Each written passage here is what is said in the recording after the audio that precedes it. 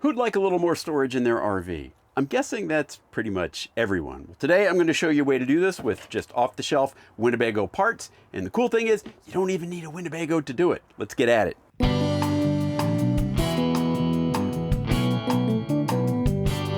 Hey everyone, James, Fit RV, and today we're going to be working with, let's call it dead space, or maybe underutilized space is a better term. So when they build RVs, manufacturers like Winnebago, they try to make use of every cubic inch of space inside this box because, you know, it's a small space. You want to use everything you can. But occasionally you might find something that has been overlooked. And I think I found something like that here in our Echo's shower. Let me explain. So over here, this is our Echo shower, and you know, it's got the cool flippy wall, right? So when we're in shower mode, this is what we've got. Now here, we've got a wall of the shower that I know is up against the outside wall of the RV. So it runs right like that. We've got a wall here that is up against the foot of my bed. And I know that's a wall that runs right like that. So they meet at a 90-degree angle. But if you come down here, about halfway up, they've got this little bridge out kind of thing. Now they do that so that they can have pipes behind there to run the faucet. That's great, but I know those pipes aren't going to take up all that space because there's going to be a little bit of space in there, right? Now, I remembered in our Winnebago Travato, we had a cubby in the shower that was, well, it was exactly this. Well, not this one, but anyway, we had one of these in our shower. And I thought I remembered the back of it being cut out, and look, ho-ho, right? So this should fit into a 90-degree corner exactly as we have here and be able to fit. And then now we've got, the cool thing is this is a waterproof cubby when you get it installed. So we should have a waterproof storage thing for, I don't know, for all my shampoos and shower lotions and whatever I might use in the shower. Anyway, we'll have that. But you could do this anywhere. You could do it on a wooden wall if you had a corner and there was some space missing, or, you know, up by the ceiling, wherever you wanted. The procedure to mount it is going to be the same no matter where you mount it from. So that's what we're going to do today. And I'll give you the Winnebago part numbers. Let's head into the shop and I'll show you all that stuff. Okay, so let's check out what we're going to need to do this. The Winnebago part is actually three parts. There are three parts you're going to need. The first is the actual compartment. And we will put these part numbers, there will be a post over on thefitrv.com that goes with this video. We'll link it in the YouTube description. And that's where we'll put the part number for part number one, which is the compartment itself. Now, one thing to notice about this compartment is that it requires about 4 inches of space. So before I go slicing holes into our RV, I'm gonna go measure and make sure that we've got 4 inches so I don't bump and then have this, you know, sticking an inch out of the hole. We're gonna make sure we've got 4 inches. That's part number one. Part number two, again, there will be another Winnebago part number, but is the door, okay? And then part number three is this gasketing material. And what this does is once we've got it installed, there will be screw heads here, and this will go and seal over the screw heads so that the compartment is watertight while you've got stuff in there and you're in the shower. So those are the Winnebago parts. Now, I took, to make certain of where I'm going to mount this, I took some of my handy dandy Amazon templating material, and I made this template. This is nothing special. This is just me with an X-Acto knife and a piece of cardboard, so you can do that. And what this does is it shows exactly how big of a hole I need to cut in order to fit this compartment into. It also shows me overall how big the door is sort of going to be. I didn't round the corners. How big the door is going to be. So we're going to use this template to locate our holes in the bathroom. We're also going to need, since we're working on white plastic, we're going to need some way to mark that I can see on white. I've got a red pencil here, so we'll be using that. Now, to cut the holes, I'm going to be using this. This is basically just a handle for a jigsaw blade, and I've got a fine-toothed jigsaw blade in there now. They don't sell this tool anymore, but I will put a link for a similar tool that you can get today over on the Fit RV. Same post, same page. You'll need some way to cut. Now, when I cut that, it's just going to be 1/16 of an inch thick plastic. That doesn't give a screw a whole lot to hold on to when I go to mount this door. So I got some extra plain white ABS plastic. What I'm going to do is I'm going to cut some strips of that and stick it to the back side of the hole using ABS glue so that the screws have something to bite into and hold on to. So, oh, and screws. Yes, you're going to need some screws. I've got some number 6 by 5/8 inch screws.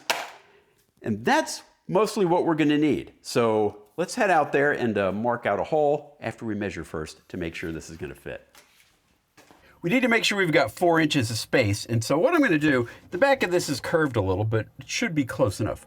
If I stick this ruler all the way back in there, even though it can't get all the way back, 4 inches comes up to about here, which looks like I've got about 3/4 to an inch, or 3/4 of an inch to an inch of space, even allowing for the 4 inches. So there should be plenty of room for that cubby to fit in there. Now I may have to gently guide pipes around it, but we'll deal with that when we get to it. Now, next thing I need to do is figure out where to install said door. Here, you stay up there. So we have our handy dandy template, and I think sort of anywhere in there is going to be fine. Steph, what do you think? After some marital debates, this is what we've come up with. So now I'm gonna mark this hole we're gonna cut out. Now, since I'm marking on the inside of my template, when I cut, I'm going to need to remove the line as well to get out to where the template actually is marking. So here we go. See how we did. So that's gonna be our hole. Okay, and so now we've reached the point on the project of no return. Because the next thing we're gonna do is drill holes into the 4 corners here to start cutting out the hole, and there's no coming back from that. So make offerings to whatever deities you please, and yeah, let's get ready to go. Okay, a couple words of advice here, right? I know there are water lines back here. So exercise caution, like don't just go just drilling holes in there or throwing a router in there and trying to route the thing out. Be careful. And in any RV project, you're probably never entirely certain what's behind that wall. So in this case, I'm pretty confident it's just 2 water pipes and maybe a return line, but I'm gonna take this really slowly.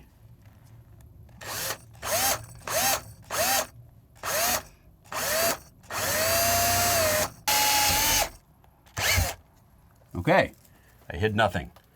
And we're gonna do that 3 more times. 4. I'm about to get started with my little jigsaw blade. For obvious reasons, don't get like a power tool jigsaw kind of thing. That would not wind up well. And I also want to impress upon everyone why I made this template, why it's so important to get this right.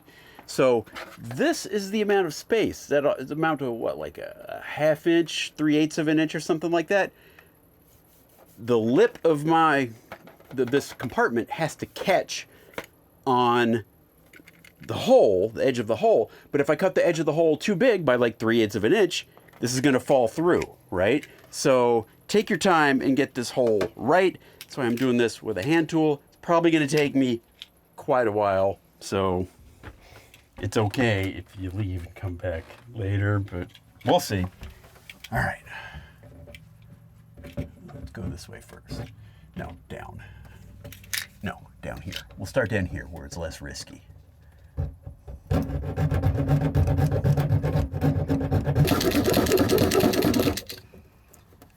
Ta-da! All right. Well, it looks like I could have been quite a bit more aggressive. The water lines are way back here, so I could have, I'm not saying to use a hacksaw or anything, or no, a jigsaw or a router or anything, but these water lines are kept pretty tidy, so should be okay. Now, let's see if this fits. I fully expect I'm gonna have to clean this up a bit with a file, but we'll see. Yep, not quite, very close. Well, very close. But I'm gonna clean it up a little bit with a file, and then we'll come back.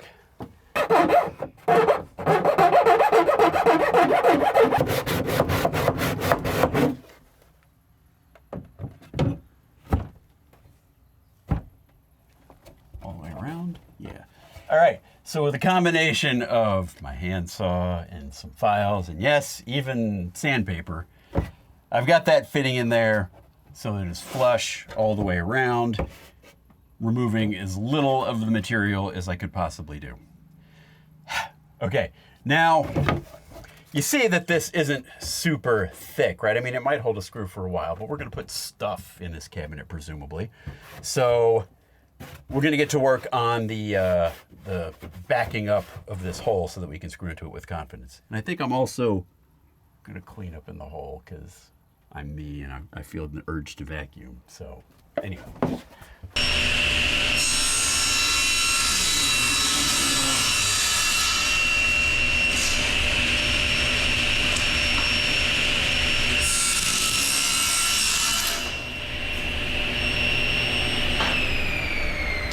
Okay, so now we're going to test to make sure that both of these things are in fact ABS and that I can successfully weld them together.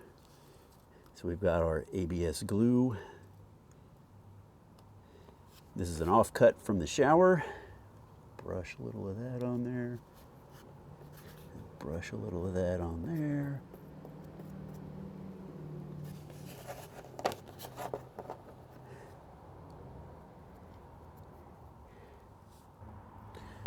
Let that sit a minute and then we'll check. Okay, so this is definitely ABS. This is a slower drying glue than what I'm used to, so what we're gonna do is we're gonna glue those pieces in place and then we're gonna clamp them and wait for like an hour, and then we should be good to go. All right. Okay,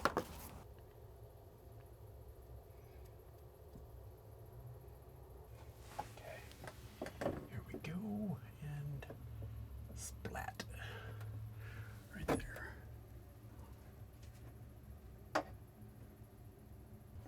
Who says I have too many clamps?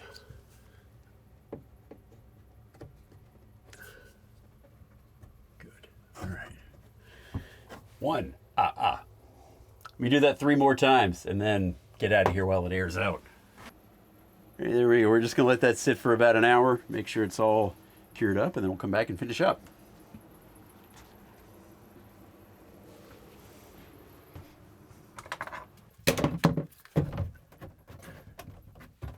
Yeah, that is not gonna come off. So we've got a good solid backing now to be able to mount that door. So let's go get it.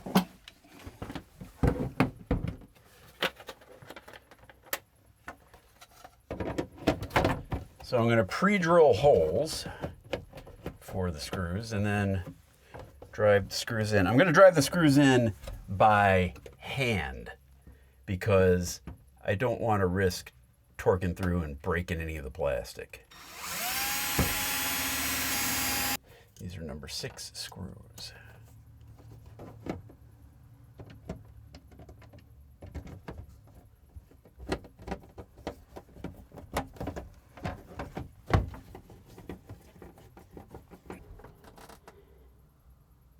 And 10.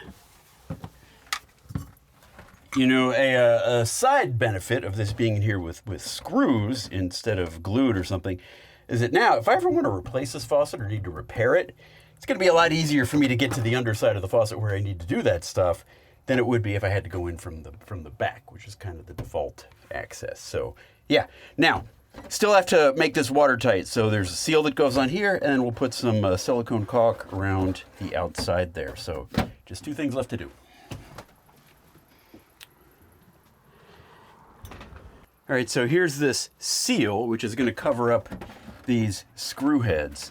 Now, a word of advice. If you anticipate that you're going to need to get back in here frequently, order some extra of these gaskets, because you might be able to get in there and reuse the gasket and put it back, but it's safer to bet on that you're going to tear it up when you pull it out. So anyway, this is just peel and stick.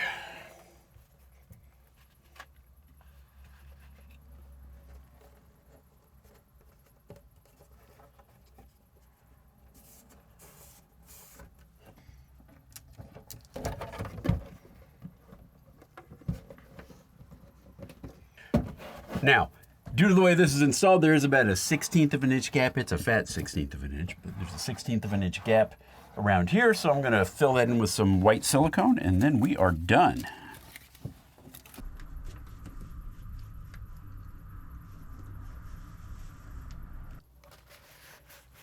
All right, and we are done. Cool, let me get cleaned up. All right, well that's it for our new bathroom cubby. Dude, it's all 90 seconds. I claim it. Are you kidding me? It's all my stuff. Are you kidding me? Well, anyway, that's our new cubby. Ours is in the shower. All it took was 3 parts from Winnebago, some screws and some other shop supplies, and I will give you the part numbers. There will be a post in the YouTube description. I'll link it over on thefitrv.com. I'll have all the parts you'll need and the tools I used, etc. If you need to ask questions or want to leave comments, that's where I'll be hanging out on this one. But yeah, pretty easy to do this here in the shower, or really you could do it anywhere you had a little extra space that was underutilized with parts from our friends at Winnebago. All right, see you later. Bye.